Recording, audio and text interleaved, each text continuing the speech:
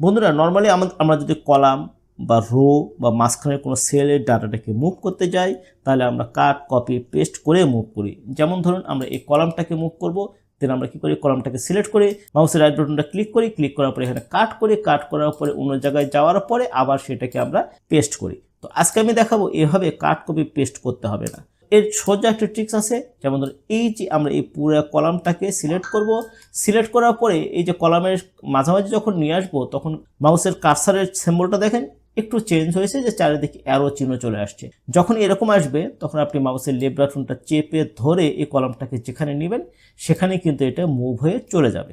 সেমভাবে যদি আমরা চাই যে না মাঝখানের এই 3-4টা সেলগুলো ডাটাগুলোকে আমরা মুভ করব, দেন এইটা পুরোকে সিলেক্ট করবেন, সিলেক্ট করার পরে এই যে মাউসের কার্সার যখন এরকম চেঞ্জ হবে, দেন লেফট বাটনটা চেপে ধরে আপনি ডাটাটাকে মুভ করে নিয়ে আসতে পারবেন। যদি আপনি চান যে না এই যে এরকম কলাম না মাঝখানে না, রোটাকে মুভ করতে চাচ্ছি, দেন এই রোটাকে সিলেক্ট করবেন, সিলেক্ট করার পরে এই যে রোর মাঝামাঝি নিয়ে আসবেন, মাঝামাঝি নিয়ে আসলে এখানে দেখবেন কার্সারের সিম্বলটা চেঞ্জ হবে।